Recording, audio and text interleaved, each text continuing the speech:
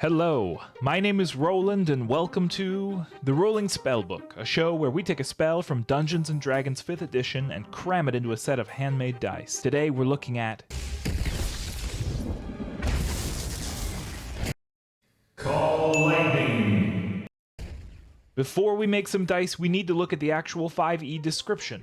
Call Lightning is a 3rd level conjuration spell that is on the Druid spell list. That means that a Druid can cast it at level 5. Druid. It says, a storm cloud appears in the shape of a cylinder that is 10 feet tall with a 60-foot radius, centered on a point you can see 100 feet directly above you. The spell fails if you can't see a point in the air where the storm cloud could appear. For example, if you're in a room that cannot accommodate the cloud. When you cast the spell, choose a point you can see within range. A bolt of lightning flashes down from the cloud to that point. Each creature within 5 feet of that point must make a dexterity saving throw. A creature takes 3d10 lightning damage on failed save, or half as much damage on a successful one. On each of your turns until the spell ends, you can use your action to call down lightning in this way again, targeting the same point or a different one. If you are outdoors in stormy conditions when you cast the spell gives you control over the existing storm instead of creating a new one. Under such conditions, the spell damage increases by 1d10. Whew. Glad that's over. But now, we get to look at what makes Call Lightning, well, Call Lightning. There are a couple of phrases and words we can pick out and keep in mind when creating a set of dice here. Things like the fact that it's primarily a druid spell, very nature-oriented. Things like Storm Cloud, and Bolt of Lightning, and Cylinder. Okay, maybe not Cylinder, but these give us the most obvious backbone for our design, which I will now take us to the workshop. Movie magic. To make the dice, we'll use 1-to-1 resin. That is 1 part A to 1 part B. We'll give it a good mix to fully incorporate the 2 parts. Your hand should be cramping and then you should mix some more as a general guide. This is also a good time to mention that I am wearing a respirator rated for organic compounds and nitrile gloves. You should always be protecting yourself when working with resin since it is a toxic material. So with this resin now fully mixed, we're going to incorporate some color. I'm going for a stormy, cloudy sky, and I want the colors to be super vibrant. We sectioned off 4 different cups for our colors.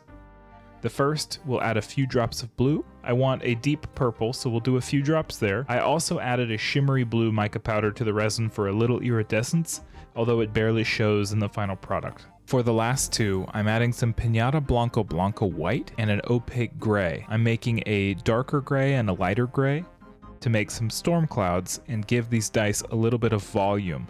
You'll see what I mean when we start to pour. But Roland, you're asking, where is the lightning? Well, my yet unlearned dice child, it's right here. We're adding a product called Angelina fiber to the molds.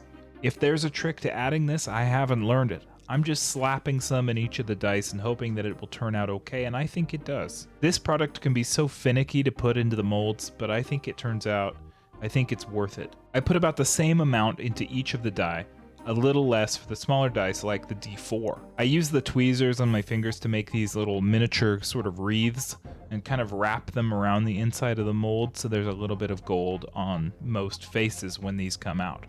This is like the opposite of perfection and accuracy, so type A's beware. I do the chonk last. This is just a bigger D20.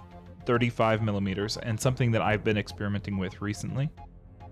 I tried with it a few times to do a blue Angelina fiber like our friend Captain America or Thor,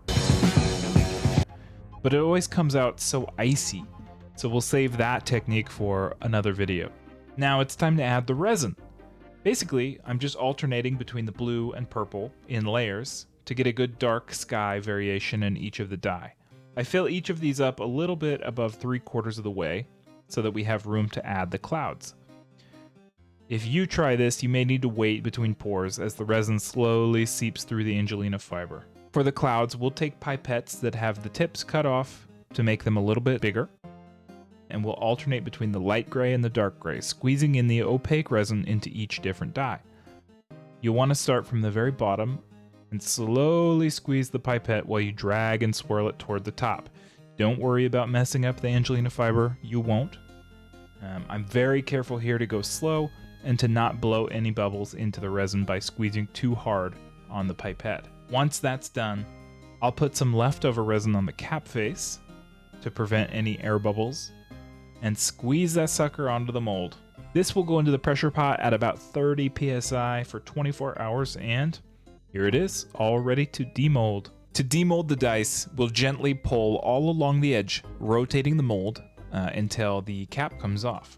There's a thin layer of resin left over called flashing that will squeeze like so it crumbles. And then it's just a matter of taking the dice out one by one and cleaning up the flashing on the sides of the dice. What I like to do is push the bottom of the mold to force the die up and out. Makes it a little easier than just pulling them with your fingers. I check for any quick defects before setting them aside. But really what I'm doing is just looking at how cool that design is. It's always my favorite part. The next thing we need to do is sand and polish. I do 3 rounds of sandpaper, 1000, then 2000, then 3000 grit. The best way I found to do it is by going in circles, tilting the wrist left and right as you go to get a more even sand and to make sure that you don't dig any of the corners of your dice.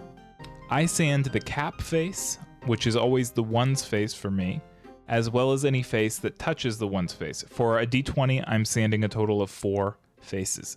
I leave the rest of them alone because when I made my masters, I made sure to polish them well, and so they come out pretty much perfect. So after the sanding stage, I go in with some 3M polishing compound and this little rotary Dremel to do the last polishing step. I make sure that the face that I'm polishing is lathered up with this polishing compound and then do circles back and forth until it looks shiny and looks just like the rest of the faces. I'm going to skip through some of this because it is pretty much just the same activity over and over and over, and I think you get the picture. And we'll go to the final step, which is inking. I decided to ink these with a stormy gray color, as I didn't want to take away from all the blue and gold that's inside the die, but I love when you can actually read the dice that you're rolling. So a gray stands out enough, but it doesn't take away from the rest of the color. And it's on theme. This is a good time, while I'm inking the numbers, to mention that I really appreciate you having watched the video this far. Being a new YouTuber is never easy, and it means a ton to me that you'd stick around to see me make these silly little click-clacks. If you like this video and want to see more content, please let me know in the comments or by liking and subscribing. I know that everyone who makes videos says this little spiel, but it really is important. Thanks so much. Now with the dice being inked, cleaned, polished one more time, and looking as beautiful and shiny as ever, there's only one thing left to do. Let's hear how they sound.